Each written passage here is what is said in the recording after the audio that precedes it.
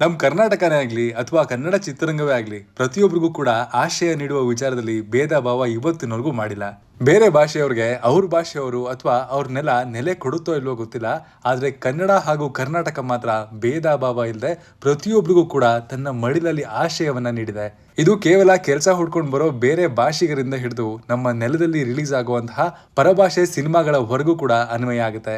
ಎಷ್ಟೋ ಸಿನಿಮಾಗಳು ಅವರ ನೆಲಕ್ಕಿಂತ ಹೆಚ್ಚಾಗಿ ಕರ್ನಾಟಕದಲ್ಲಿ ಕಲೆಕ್ಷನ್ ಮಾಡಿರುವಂತಹ ಉದಾಹರಣೆಗಳು ಕೂಡ ನಮ್ಮ ಕಣ್ಮುಂದೆನೇ ಇದೆ. ಸಾಕಷ್ಟು ಬಾರಿ ತೆಲುಗು ಮೆಗಾಸ್ಟಾರ್ ಆಗಿರುವಂತಹ ಚಿರಂಜೀವಿ ಅವರು ಕೂಡ ನನ್ನ ಸಿನಿಮಾಗಳು ತೆಲುಗು ನೆಲದಲ್ಲಿ ಸೋತಾಗ್ಲೂ ಕೂಡ ಕರ್ನಾಟಕದಲ್ಲಿ ಪ್ರೇಕ್ಷಕರು ಕೈ ಹಿಡಿದಿದ್ದಾರೆ ಅಂತ ಹೇಳ್ಕೊಂಡಿದ್ದಾರೆ. ಅದರಲ್ಲೇ ಗೊತ್ತಾಗುತ್ತೆ ಕನ್ನಡಿಗರು ಎಷ್ಟು ವಿಶಾಲ ಹೃದಯದವರು ಅಂತ. ಇವತ್ತಿನ ವಿಡಿಯೋದಲ್ಲಿ ನಾನು ಹೇಳೋದಕ್ಕೆ ಹೊರಟಿರುವಂತಹ ಕಂಟೆಂಟ್ ಕೂಡ ಇದಕ್ಕೆ ಹೊರತಾಗಿಲ್ಲ. ಬೇರೆ ಭಾಷೆಯ ಸಿನಿಮಾಗಳು ನಮ್ಮ ಕನ್ನಡದ ವಿತರಕರು ಖರೀದಿ ಮಾಡಿ ಕರ್ನಾಟಕದಲ್ಲಿ ಬಿಡುಗಡೆ ಮಾಡಿ ಕೈ ತುಂಬಾ ಸಂಪಾದನೆ ಮಾಡ್ತಾರೆ. ಸಿನಿಮಾ ಈಗ ಮೊದಲಿನ ತರಹ ಎಮೋಷನ್ಗಿಂತ ಹೆಚ್ಚಾಗಿ ಬಿಸ್ನೆಸ್ ಆಗಿ ಉಳ್ಕೊಂಡ್ಬಿಟ್ಟಿದೆ.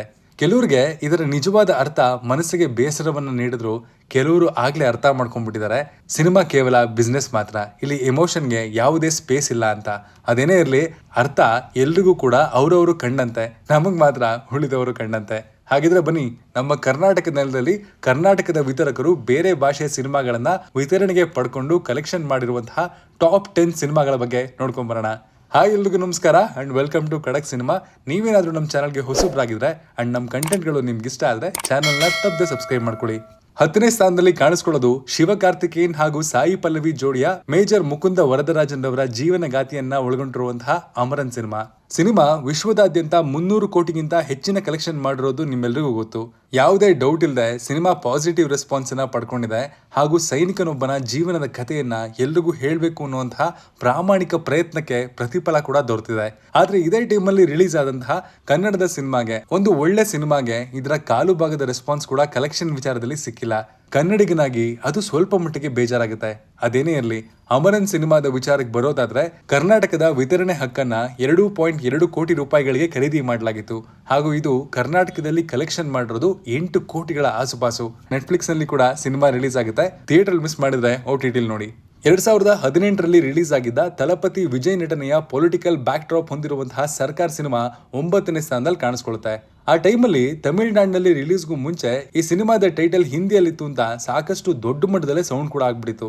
ಮುರುಗದಾಸ್ ಡೈರೆಕ್ಷನ್ ನಲ್ಲಿ ಮೂಡ್ ಬಂದಂತಹ ಈ ಸಿನಿಮಾ ಪೊಲಿಟಿಕಲ್ ಬಗ್ಗೆ ಆಗ್ಲೇನೆ ವಿಜಯ್ ಅವರು ಇಂಟ್ರೊಡ್ಯೂಸ್ ಆಗಿದ್ರು ಅನ್ನೋದನ್ನ ಇಂಡೈರೆಕ್ಟ್ ಆಗಿನೇ ಹೇಳಿದ್ರು. ಆದ್ರೆ ಈಗೆಲ್ಲರೂ ಅರ್ಥ ಮಾಡ್ಕೋತಾ ಇದ್ದಾರೆ. ಅದೇನೇ ಇರಲಿ, ಸಿನಿಮಾ ಮಿಕ್ಸ್ಡ್ ರಿವ್ಯೂಗಳನ್ನ ಪಡ್ಕೊಂಡಿತ್ತು, ಜೊತೆಗೆ ಒಳ್ಳೆ ಕಲೆಕ್ಷನ್ ಮಾಡಿತ್ತು. ಕರ್ನಾಟಕದಲ್ಲಿ ಇದರ ವಿತರಣೆಯ ಹಕ್ಕನ್ನ 7.2 ಕೋಟಿ ರೂಪಾಯಿಗಳಿಗೆ ಖರೀದಿ ಮಾಡಲಾಗಿತ್ತು ಹಾಗೂ ಸಿನಿಮಾ ಕರ್ನಾಟಕದಲ್ಲಿ 11 ಕೋಟಿ ರೂಪಾಯಿ ಕಲೆಕ್ಷನ್ ಅನ್ನ ಮಾಡಿತ್ತು. ಅಂದ್ರೆ ಸರಿಸುಮಾರು ಕರ್ನಾಟಕದಲ್ಲಿ 4 ಕೋಟಿ ರೂಪಾಯಿಗಳ ಆಸುಪಾಸಿನಲ್ಲಿ ಈ ಸಿನಿಮಾ ಲಾಭ ಮಾಡಿತು. ತಲಪತಿ ವಿಜಯ್ ಹಾಗೂ ವಿಜಯ್ ಸೇತುಪತಿ ಅವರ ಕಾಂಬಿನೇಷನ್ ನಲ್ಲಿ ಮೂಡ್ ಬಂದಂತಹ ಮಾಸ್ಟರ್ ಸಿನಿಮಾ ಯಾರಿಗೆ ತರ ನೆನಪಿಲ್ಲ ಹೇಳಿ. ಇವರನ್ನ ಒಟ್ಟಿಗೆ ತರುವಂತಹ ಲೋಕೇಶ್ ಕನಗರಾಜ್ ಅವರ ಪ್ಲಾನ್ ಸೂಪರ್ ಆಗಿ ವರ್ಕೌಟ್ ಆಗಿತ್ತು. ಸಿನಿಮಾ ಬಾಕ್ಸ್ ಆಫೀಸ್ ಅಲ್ಲಿ 220 ಕೋಟಿಯಿಂದ 300 ಕೋಟಿಗಳ ನಡುವೆ ಕಲೆಕ್ಷನ್ ಮಾಡಲಾಗಿತ್ತು. ಕರ್ನಾಟಕದಲ್ಲಿ ಇದರ ಕಲೆಕ್ಷನ್ ವಿಚಾರಕ್ಕೆ ಬರೋದಾದ್ರೆ ಇದರ ವಿತರಣೆಯ ರೈಟ್ಸ್ ಅನ್ನ 6.3 ಕೋಟಿಗಳಿಗೆ ಖರೀದಿ ಮಾಡಲಾಗಿತ್ತು ಹಾಗೂ ಇದು ಗಳಿಸಿದ್ದು 11 ಕೋಟಿ ರೂಪಾಯಿಗಳಿಗಿಂತಲೂ ಹೆಚ್ಚು. ಒಳ್ಳೆ ರೀತಿಯಲ್ಲಿ ಕರ್ನಾಟಕದ ಡಿಸ್ಟ್ರಿಬ್ಯೂಟರ್ಸ್ ಗಳಿಗೆ ಲಾಭ ಅಂತೂ ಆಯ್ತು. 7ನೇ ಸ್ಥಾನದಲ್ಲಿ ಕಾಣಿಸ್ಕೊಳ್ಳೋದು ಲೋಕೇಶ್ ಕನಗರಾಜ್ ಡೈರೆಕ್ಷನ್ ನಲ್ಲಿ ಮೂಡ್ ಬಂದಿರುವಂತಹ ಮತ್ತೊಂದು ಸಿನಿಮಾ ವಿಕ್ರಮ್. ಕಮಲ್ ಹಾಸನ್ ರವರು ಈ ವಯಸ್ಸಿನಲ್ಲಿ ಕೂಡ ಕಮ್ ಬ್ಯಾಕ್ ಮಾಡಬಹುದು ಅನ್ನೋದನ್ನ ತೋರಿಸ್ಕೊಟ್ಟಂತಹ ಸಿನಿಮಾ ಇದು. All credit goes to Lokesh Kanagaraj. ಅದರಲ್ಲೂ ಈ ಸಿನಿಮಾದ ಕ್ಲೈಮ್ಯಾಕ್ಸ್ ನಲ್ಲಿ ಪೂರ್ತಿ ಪೈಸಾ ವಸೂಲಾಗ್ಬಿಡುತ್ತೆ.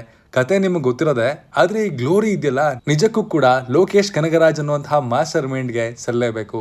ವಿಶ್ವದಾದ್ಯಂತ 500 ಕೋಟಿಗೂ ಹೆಚ್ಚಿನ ಕಲೆಕ್ಷನ್ ಮಾಡಿರುವಂತಹ ಈ ಸಿನಿಮಾ ಕರ್ನಾಟಕದಲ್ಲಿ 6 ಕೋಟಿ ರೂಪಾಯಿಗಳಿಗೆ ಸೇಲ್ ಆಗಿ ಡಬಲ್ ಅಂದ್ರೆ 13 ಕೋಟಿ ರೂಪಾಯಿಗಳ ಕಲೆಕ್ಷನ್ ಮಾಡಿತು. ಲೋಕೇಶ್ ಕನಗರಾಜ್ ಸಿನಿಮ್ಯಾಟಿಕ್ ಯೂನಿವರ್ಸ್ ನಲ್ಲಿ ಈ ಸಿನಿಮಾ ತನ್ನ ಕ್ರೂಷಿಯಲ್ ಪಾತ್ರವನ್ನ ಹೊಂದಿದೆ. ಈ ಸಾಲಿನಲ್ಲಿ ತಲಪತಿ ವಿಜಯ್ ರವರ ಸಾಕಷ್ಟು ಸಿನಿಮಾಗಳು ಕಾಣಿಸ್ಕೊಳ್ತಾನೆ ಇದೆ. 6ನೇ ಸ್ಥಾನದಲ್ಲಿ ಕಾಣಿಸ್ಕೊಳ್ತಾ ಇರೋದು ಕೂಡ ಅವ್ರದೇ one of the most celebrated cinema Bigil. ಈ ಸಿನಿಮಾದಲ್ಲಿ ಡಬಲ್ ರೋಲ್ ಹಾಗೂ ಡಬಲ್ ಶೇಡ್ ನಲ್ಲಿ ತಲಪತಿ ವಿಜಯ್ ನಟಿಸಿದ್ರು. ಈ ಸಿನಿಮಾ ಸ್ಪೆಷಲ್ ಆಗೋದು ಮತ್ತೊಂದು ಕಾರಣಕ್ಕೆ. ನಾಯಕನಾಗಿ ವಿಜಯ್, ನಿರ್ದೇಶಕನಾಗಿ ಅಟ್ಲಿ ಹಾಗೂ ಸಂಗೀತ ನಿರ್ದೇಶಕರಾಗಿ AR Rahman. One of the most love trio ಈ ಸಿನಿಮಾದಲ್ಲಿ ಕಾಣಿಸ್ಕೊಂಡಿತ್ತು. ಸಿನಿಮಾ ಸರಿಸುಮಾರು 300 ಕೋಟಿ ರೂಪಾಯಿಗಳವರೆಗೂ ಕಲೆಕ್ಷನ್ ಮಾಡಿತ್ತು. ಕಲೆಕ್ಷನ್ ವೈಸ್ ತಮಿಳು ಚಿತ್ರರಂಗದಲ್ಲಿ ವಿಜಯ್ ಪ್ರಾಫಿಟಬಲ್ ನಟ ಅನ್ನೋದನ್ನ ಈ ಸಿನಿಮಾ ಮತ್ತೊಮ್ಮೆ ಪ್ರೂವ್ ಮಾಡಿತ್ತು. ಕರ್ನಾಟಕದಲ್ಲಿ ಇದರ ರಿಲೀಸ್ ಬಗ್ಗೆ ಮಾತಾಡೋದಾದ್ರೆ 8 ಕೋಟಿ ರೂಪಾಯಿಗಳಿಗೆ ಕರ್ನಾಟಕದ ರಿಲೀಸ್ ರೈಟ್ ಸೇಲ್ ಆಗಿತ್ತು ಹಾಗೂ ಕಲೆಕ್ಷನ್ ಮಾಡಿದ್ದು 14 ಕೋಟಿ ಅಂದ್ರೆ 6 ಕೋಟಿ ರೂಪಾಯಿಗಳ ಪ್ರಾಫಿಟ್. ವಿಜಯ್ ಅವರ ಮತ್ತೊಂದು ಸಿನಿಮಾ ಲಿಯೋ 5ನೇ ಸ್ಥಾನದಲ್ಲಿ ಕಾಣಿಸ್ಕೊಳ್ಳುತ್ತೆ. ಈ ಸಿನಿಮಾ ಕೂಡ ಲೋಕೇಶ್ ಕನಗರಾಜ್ ರವರ ಸಿನಿಮ್ಯಾಟಿಕ್ ಯೂನಿವರ್ಸ್ ಅಲ್ಲಿ ಕಾಣಿಸ್ಕೊಳ್ಳುವಂತಹ ಸಿನಿಮಾನೇ. ಆದ್ರೆ ಬೇಸರವಾಗುವಂತಹ ವಿಚಾರ ಏನು ಅಂತಂದ್ರೆ, ಸಿನಿಮ್ಯಾಟಿಕ್ ಯೂನಿವರ್ಸ್ ನಲ್ಲಿ ಲಿಯೋ ಪಾತ್ರ ಮುಂದುವರಿಯುತ್ತೆ ಅಂತ ಅನ್ಕೊಂಡಿದ್ವಿ. ಆದ್ರೆ ವಿಜಯ್ ಅವರು ರಾಜಕೀಯಕ್ಕೆ ಎಂಟ್ರಿ ನೀಡೋ ಮೂಲಕ ಇದನ್ನ ಕಂಪ್ಲೀಟ್ ಮಾಡುವಂತಹ ಕನಸನ್ನ ನನಸಾಗೆ ಉಳಿಸ್ಬಿಟ್ರು. ಸಿನಿಮಾದ ಕಲೆಕ್ಷನ್ ಬಗ್ಗೆ ಮಾತಾಡೋದಾದ್ರೆ 620 ಕೋಟಿಗೂ ಪ್ಲಸ್ ಕಲೆಕ್ಷನ್ ಮಾಡಿದ್ದ ಈ ಸಿನಿಮಾ ಸದ್ಯದ ಮಟ್ಟಿಗೆ LCU ನಲ್ಲಿ ಹೈಯೆಸ್ಟ್ ಗ್ರಾಸ್ಡ್ ಮೂವಿ ಆಗಿದೆ. ಕರ್ನಾಟಕದಲ್ಲಿ ಈ ಸಿನಿಮಾನ 10 ಕೋಟಿ ರೂಪಾಯಿಗಳಿಗೆ ಖರೀದಿ ಮಾಡಲಾಗಿತ್ತು ಹಾಗೂ 17 ಕೋಟಿ ಕಲೆಕ್ಷನ್ ಮಾಡಿರುವಂತಹ ಈ ಸಿನಿಮಾ 7 ಕೋಟಿ ರೂಪಾಯಿಗಳ ಪ್ರಾಫಿಟ್ ಅನ್ನ ಡಿಸ್ಟ್ರಿಬ್ಯೂಟರ್ಸ್ಗೆ ತಂದ್ಕೊಟ್ಟಿದೆ. 4ನೇ ಸ್ಥಾನದಲ್ಲಿ ತೆಲುಗಿನ ಸ್ಟೈಲಿಶ್ ಸ್ಟಾರ್ ಅಲ್ಲು ಅರ್ಜುನ್ ಅವರ ಸೆನ್ಸೇಷನಲ್ ಸಿನಿಮಾ ಪುಷ್ಪ 1 ಕಾಣಿಸ್ಕೊಳ್ಳುತ್ತೆ. ಈ ಸಿನಿಮಾ ರಿಲೀಸ್ ಆದಾಗ ಯಾರು ಕೂಡ ಇಷ್ಟೊಂದು ಕಮರ್ಷಿಯಲ್ ಸಕ್ಸಸ್ ಕಾಣುತ್ತೆ ಅಂತ ಅನ್ಕೊಂಡೇ ಇರಲಿಲ್ಲ. ಯಾಕಂದ್ರೆ ಎಂಟರ್ಟೈನ್ಮೆಂಟ್ ವಿಚಾರದಲ್ಲಿ ಅಂಶಗಳಿದ್ರು ಕೂಡ ಅದನ್ನ ಯೂನಿವರ್ಸಲ್ ಆಗಿ ಆಡಿಯನ್ಸ್ ಇಷ್ಟೊಂದು ಒಪ್ಕೋತಾರೆ ಅನ್ನುವಂತಹ ಅಂದಾಜು ಖಂಡಿತ ಇರಲಿಲ್ಲ. ಆದ್ರೆ ರಿಲೀಸ್ ಆದ್ಮೇಲೆ ಸಿನಿಮಾ ಮಾಡಿರುವಂತಹ ಕಲೆಕ್ಷನ್ ನಿಜಕ್ಕೂ ಕೂಡ ಎಲ್ಲರನ್ನೂ ಬೆರಗುಗೊಳಿಸ್ಬಿಡ್ತು. ಅದರಲ್ಲೂ ವಿಶೇಷವಾಗಿ ಹಿಂದಿಲಿ ಸಿನಿಮಾ 100 ಕೋಟಿ ರೂಪಾಯಿಗಳ ಕಲೆಕ್ಷನ್ ಅನ್ನ ಅನಾಯಾಸವಾಗಿ ಮಾಡಿದ್ದು ಎಲ್ಲರೂ ಅಲ್ಲು ಅರ್ಜುನ್ ಅವರ ಜನಪ್ರಿಯತೆ ಬಗ್ಗೆ ಇನ್ನಷ್ಟು ಆಶ್ಚರ್ಯಚಕಿತರಾಗುವ ಹಾಗೆ ಮಾಡ್ಬಿಟ್ಟಿತ್ತು. ಯಾಕಂದ್ರೆ ಮೊದಲ ಪ್ಯಾನ್ ಇಂಡಿಯಾ ರಿಲೀಸ್ ಸಿನಿಮಾದಲ್ಲೇ ಇಷ್ಟೊಂದು ಗಮನಾರ್ಹ ಸಾಧನೆ ಮಾಡೋದು ಅಷ್ಟೊಂದು ಸುಲಭದ ಮಾತು ಅಲ್ಲವೇ ಅಲ್ಲ. Allu Arjun has proved it with his first attempt and that's appreciable. Cinema ಸರಿಸುಮಾರು 393 ಕೋಟಿ ರೂಪಾಯಿಗಳ ಆಸುಪಾಸಿನಲ್ಲಿ ವರ್ಲ್ಡ್ ವೈಡ್ ಕಲೆಕ್ಷನ್ ಮಾಡಿತು ಹಾಗೂ ನಾರ್ತ್ ಆಡಿಯನ್ಸ್ ಈ ಸಿನಿಮಾನ ಎಲ್ಲರಿಗಿಂತ ಹೆಚ್ಚಾಗಿ ಒಪ್ಕೊಂಡಿದ್ರು. ಕರ್ನಾಟಕದಲ್ಲಿ ಈ ಸಿನಿಮಾ 18 ಕೋಟಿ ರೂಪಾಯಿಗಳಿಗೆ ಮಾರಾಟವಾಗಿತ್ತು ಹಾಗೂ 8 ಕೋಟಿ ರೂಪಾಯಿಗಳ ಲಾಭ, ಒಟ್ಟಾರೆ 26 ಕೋಟಿ ರೂಪಾಯಿ ಕಲೆಕ್ಷನ್ ಅನ್ನ ಮಾಡಿತ್ತು. ತೆಲುಗು ಹಾಗೂ ಹಿಂದಿ ರಾಜ್ಯಗಳನ್ನ ಬಿಟ್ರೆ ಪುಷ್ಪ ಸಿನಿಮಾ ಹೈಯೆಸ್ಟ್ ಕಲೆಕ್ಷನ್ ಮಾಡಿದೆ ಕೇರಳ ಹಾಗೂ ಕರ್ನಾಟಕದಲ್ಲಿ ಅನ್ನೋದನ್ನ ಕೂಡ ನಾವಿಲ್ಲಿ ಗಮನಿಸಲೇಬೇಕು. 3ನೇ ಸ್ಥಾನದಲ್ಲಿ ರಾಜಮೌಳಿ ಎನ್ನುವಂತಹ ಮಹಾ ನಿರ್ದೇಶಕನ ನಿಜವಾದ ಶಕ್ತಿ ಏನು ಎನ್ನುವಂತಹ ವಿರಾಟ ರೂಪ ಪ್ರದರ್ಶನ ತೋರಿಸಿದಂತಹ ಬಾಹುಬಲಿ 1 ಸಿನಿಮಾ ಕಾಣಿಸುತ್ತೆ. ಈ ಸಿನಿಮಾನ ನಿರ್ಮಾಣ ಮಾಡೋದಕ್ಕೆ ಸರಿಸುಮಾರು 5 ವರ್ಷಗಳ ಸಮಯವನ್ನ ಸಿನಿಮಾ ತಂಡ ತಗೊಂಡಿತ್ತು.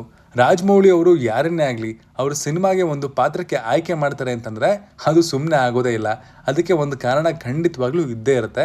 ಆ ಪಾತ್ರವನ್ನ ಅವ್ರಿಗೆ ನೀಡಿದ ಮೇಲೆ ಆ ಪಾತ್ರಕ್ಕೆ ಅವರು ತಯಾರಾಗಬೇಕಾಗಿರೋದು ಕೂಡ ಅಷ್ಟೇ ಪ್ರಮುಖವಾಗಿರುತ್ತೆ. ಹೀಗಾಗಿ ಬಾಹುಬಲಿ ಸಿನಿಮಾ ಯಾವುದೇ ದೃಶ್ಯವೂ ಕೂಡ ತನ್ನ ಪ್ರೇಕ್ಷಕರಿಗೆ ಬೋರ್ ಆಗೋ ರೀತಿಯಲ್ಲಿ ಇರಲಿಲ್ಲ. ಕರ್ನಾಟಕದಲ್ಲಿ ಈ ಸಿನಿಮಾನ ಯಾವ ರೇಂಜಲ್ಲಿ ನೋಡಿದ್ರು ಅನ್ನೋದು ಇವತ್ತಿಗೂ ಕೂಡ ಕಣ್ಣಿಗೆ ಕಟ್ಟದಂಗಿದೆ. ಈ ಸಿನಿಮಾದ ಶ್ರೀಮಂತಿಗೆ ಇಡೀ ಭಾರತೀಯ ಚಿತ್ರರಂಗವನ್ನೇ ಜಾಗತಿಕ ಮಟ್ಟದಲ್ಲಿ ಪ್ರತಿನಿಧಿಸಿ ಕಲೆಕ್ಷನ್ ಅಂದ್ರೆ ಏನು ಅಂತ ಕೂಡ ತೋರಿಸ್ಕೊಟ್ಟಂತಹ ಸಿನಿಮಾ ಇದು.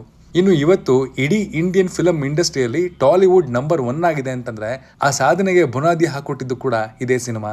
ಸರಿಸುಮಾರು 650 ಕೋಟಿ ರೂಪಾಯಿವರೆಗೂ ಕಲೆಕ್ಷನ್ ಮಾಡಿದ್ದ ಈ ಸಿನಿಮಾ ಕರ್ನಾಟಕದಲ್ಲಿ ಆ ಸಮಯದಲ್ಲಿ ಅತ್ಯಂತ ಹೆಚ್ಚು ಕಲೆಕ್ಷನ್ ಮಾಡಿದ್ದ ಸಿನಿಮಾ ಎನ್ನುವಂತಹ ಖ್ಯಾತಿಗೂ ಕೂಡ ಒಳಗಾಗಿತ್ತು. ಈ ಸಿನಿಮಾದ ರೈಟ್ಸ್ ನ ಕರ್ನಾಟಕದ ಡಿಸ್ಟ್ರಿಬ್ಯೂಟರ್ಗಳು 18 ಕೋಟಿ ರೂಪಾಯಿ ಕೊಟ್ಟು ಖರೀದಿ ಮಾಡಿದ್ರು. ಇದು ಭರ್ಜರಿ 26 ಕೋಟಿ ರೂಪಾಯಿ ಕಲೆಕ್ಷನ್ ಮಾಡೋ ಮೂಲಕ ವಿತರಕರಿಗೆ ಒಳ್ಳೆ ಲಾಭವನ್ನೇ ಕೊಡ್ತು. ಶಂಕರ್ ಹಾಗೂ ಸೂಪರ್ ಸ್ಟಾರ್ ರಜನಿಕಾಂತ್ ಕಾಂಬಿನೇಷನ್ ನಲ್ಲಿ ಮೂಡ್ ಬಂದಿರುವಂತಹ ರೋಬೋಟು ಅತ್ಯಂತ ದುಬಾರಿ ಬಡ್ಜೆಟ್ ನಲ್ಲಿ ಮೂಡ್ ಬಂದಂತಹ ಸಿನಿಮಾಗಳಲ್ಲಿ ಒಂದಾಗಿ ಕಾಣಿಸ್ಕೊಳುತ್ತೆ. ಯಪ್ಪಾ, ಈ ಸಿನಿಮಾದಲ್ಲಿ ಡೈರೆಕ್ಟರ್ ಬಳಸ್ಕೊಂಡಂತಹ ಟೆಕ್ನಾಲಜಿ ಭಾರತೀಯ ಚಿತ್ರರಂಗಕ್ಕೆ ಒಂದು ರೀತಿಯಲ್ಲಿ ನೆಕ್ಸ್ಟ್ ಲೆವೆಲ್ ಅಂತಾನೆ ಹೇಳ್ಬೋದು. ಸೈಂಟಿಫಿಕ್ ಥ್ರಿಲ್ಲರ್ ಕ್ಯಾಟಗರಿಯಲ್ಲಿ ಕಾಣಿಸ್ಕೊಳ್ಳುವಂತಹ ಈ ಸಿನಿಮಾ ಚಿಟ್ಟಿ ಹಾಗೂ ಪಕ್ಷಿರಾಜ ನಡುವಿನ ಕಾದಾಟದ ದೃಶ್ಯಗಳನ್ನ ಹೊಂದಿದೆ. ಬಾಕ್ಸ್ ಆಫೀಸ್ ಕಲೆಕ್ಷನ್ ವಿಚಾರದಲ್ಲಿ ಈ ಸಿನಿಮಾ ಹೇಳ್ಕೊಳ್ಳುವಷ್ಟು ದೊಡ್ಡ ಮಟ್ಟದ ಪ್ರಾಫಿಟ್ ಅನ್ನ ನಿರ್ಮಾಪಕರಿಗೆ ತರಲಿಲ್ಲ. ಆದ್ರೆ ರಿಲೀಸ್ಗೂ ಮುಂಚೆ ಈ ಸಿನಿಮಾಗೆ ಇದ್ದಂತಹ ಹೈಪು ನಿಜಕ್ಕೂ ಕೂಡ ನೆಕ್ಸ್ಟ್ ಲೆವೆಲ್. ಸಿನಿಮಾದಲ್ಲಿ ಸೂಪರ್ ಸ್ಟಾರ್ ರಜನಿಕಾಂತ್ ಹಾಗೂ ಅಕ್ಷಯ್ ಕುಮಾರ್ ಅವರಂತಹ ಇಬ್ಬರು ದೊಡ್ಡ ಸ್ಟಾರ್ಗಳು ಇದ್ದಿದ್ರಿಂದ ಸಿನಿಮಾ ದೊಡ್ಡ ಪ್ರಾಫಿಟ್ ತರುತ್ತೆ ಅಂತ ಭಾವಿಸಲಾಗಿತ್ತು. ಆದ್ರೆ ಎಲ್ಲಾ ವಿಚಾರದಲ್ಲೂ ಬ್ಯಾಲೆನ್ಸ್ ಇದ್ರೆ ಮಾತ್ರ ಸಿನಿಮಾ ಒಳ್ಳೆ ರೀತಿಯಲ್ಲಿ ಕಲೆಕ್ಷನ್ ಮಾಡೋದು ಅನ್ನೋದು ಮತ್ತೊಮ್ಮೆ ಸಾಬೀತಾಯಿತು. ಇನ್ನು ಸಿನಿಮಾದ ಕಲೆಕ್ಷನ್ ಸರಿಸುಮಾರು 650 ಕೋಟಿ ರೂಪಾಯಿನ ಆಸುಪಾಸಿನಲ್ಲಿತ್ತು. ಕರ್ನಾಟಕದಲ್ಲಿ ಈ ಸಿನಿಮಾದ ರೈಟ್ಸ್ ಅನ್ನ 30 ಕೋಟಿ ರೂಪಾಯಿಗಳಿಗೆ ಖರೀದಿ ಮಾಡಲಾಗಿತ್ತು. ರಜನಿಕಾಂತ್ ಅವರ ಸಿನಿಮಾಗಳಿಗೆ ಕರ್ನಾಟಕ ಒಂದ್ ರೀತಿಯಲ್ಲಿ ಸೇಫ್ ಪ್ಲೇಸ್ ಅಂತ ಹೇಳ್ಬೋದು. ಹೀಗಾಗಿ 41 ಕೋಟಿ ರೂಪಾಯಿ ಕಲೆಕ್ಷನ್ ಮಾಡೋ ಮೂಲಕ 11 ಕೋಟಿ ರೂಪಾಯಿಗಳ ಲಾಭವನ್ನ ಕರ್ನಾಟಕದಲ್ಲಿ ನೀಡಿತು. 1ನೇ ಸ್ಥಾನದಲ್ಲಿ ಕಾಣಿಸ್ಕೊಳ್ಳೋದು ಬಾಹುಬಲಿ 2. ಬಾಹುಬಲಿ 1 ಸಿನಿಮಾದ ಕ್ರೇಜ್ ಯಾವ ರೀತಿಯಲ್ಲಿ ಕರ್ನಾಟಕದಲ್ಲಿ ಕಂಡುಬಂದಿತ್ತು ಅನ್ನೋದು ಎಲ್ರಿಗೂ ಗೊತ್ತಿತ್ತು. ಹೀಗಾಗಿ ಅದರ 2ನೇ ಅವತರಣಿಕೆಯನ್ನ ಪ್ರತಿಯೊಬ್ರು ಕೂಡ ನೋಡುವಂತಹ ಎಕ್ಸೈಟ್ಮೆಂಟ್ ಅಲ್ಲಿದ್ರು. ಅದರಲ್ಲಿ ವಿಶೇಷವಾಗಿ ಕಟ್ಟಪ್ಪ ಬಾಹುಬಲಿಯನ್ನ ಯಾಕೆ ಕೊಂದ ಅನ್ನುವಂತಹ ಪ್ರಶ್ನೆ ಎಲ್ಲ ಕಡೆ ಜೋರ ಕೇಳಿ ಬರ್ತಾ ಇತ್ತು. ಹೀಗಾಗಿ ಈ ವಿಚಾರ ಕೂಡ ಸಿನಿಮಾದ ಗಳಿಕೆ ಹಾಗೂ ಜನಪ್ರಿಯತೆ ವಿಚಾರದಲ್ಲಿ ಎಕ್ಸ್ ಫ್ಯಾಕ್ಟರ್ ಆಗಿ ಕಾಣಿಸ್ಕೊಳ್ಳುತ್ತೆ. ವಿಶ್ವದಾದ್ಯಂತ ಇದು ದಾಖಲೆಯ ಪರದೆಗಳ ಮೇಲೆ ಬಿಡುಗಡೆಯಾಗಿ 1800 ಕೋಟಿಗೂ ಹೆಚ್ಚಿನ ಕಲೆಕ್ಷನ್ ಮಾಡೋ ಮೂಲಕ ಭಾರತೀಯ ಚಿತ್ರರಂಗದಲ್ಲಿ ತೆಲುಗು ಚಿತ್ರರಂಗದ ಪ್ರಭಾವವನ್ನ ಇನ್ನಷ್ಟು ಹೆಚ್ಚಿಸಿತು. ಕರ್ನಾಟಕದಲ್ಲಿ ಕೂಡ 36 ಕೋಟಿ ರೂಪಾಯಿಗೆ ಈ ಸಿನಿಮಾದ ರೈಟ್ಸ್ ಪಡ್ಕೊಳ್ತಾರೆ ಹಾಗೂ ಇದು ಕರ್ನಾಟಕದಲ್ಲಿ ಗಳಿಸಿದ್ದು 66 ಕೋಟಿ ರೂಪಾಯಿಗಳ ಭರ್ಜರಿ ಕಲೆಕ್ಷನ್. ದೊಡ್ಡ ಮಟ್ಟದ ಲಾಭವನ್ನ ಕೂಡ ಕರ್ನಾಟಕದ ವಿತರಕರು ಈ ಸಿನಿಮಾದಿಂದ ಮಾಡಿದ್ರು. ಈಗ ಸದ್ಯಕ್ಕೆ ಇನ್ನೇನು ಕೆಲವೇ ದಿನಗಳಲ್ಲಿ ಪುಷ್ಪ 2 ಸಿನಿಮಾ ಕೂಡ ರಿಲೀಸ್ ಆಗೋದಕ್ಕೆ ರೆಡಿ ಆಗಿದೆ. ಇರೋ ಕ್ರೇಜು ಅಥವಾ ಬಜ್ ನೋಡಿದ್ರೆ ಖಂಡಿತವಾಗಿ ಈ ಟಾಪ್ 10 ಸಿನಿಮಾಗಳ ಪೈಕಿಯಲ್ಲಿ ಪುಷ್ಪ ಕೂಡ ಸೇರ್ಬೋದು. ಆದ್ರೆ ಕರ್ನಾಟಕದಲ್ಲಿ ಪುಷ್ಪ 2 ಸಿನಿಮಾದ ರೈಟ್ಸ್ ಖರೀದಿ ಮಾಡಿರುವಂತಹ ವಿತರಕರು ಕಾರ್ಯಕ್ರಮದಲ್ಲಿ ಮಾತಾಡಿರುವಂತಹ ರೀತಿ ಸ್ವಲ್ಪ ಓವರ್ ಅಂತ ಅನಿಸ್ತು. ನೋಡೋಣ, ಎಕ್ಸಾಮ್ ಬರೀಲಿ, ರಿಸಲ್ಟ್ ಹೇಗಿರುತ್ತೆ ಅಂತ ಕಾದ್ ನೋಡೋಣ. Love you all. Signing off, Manu.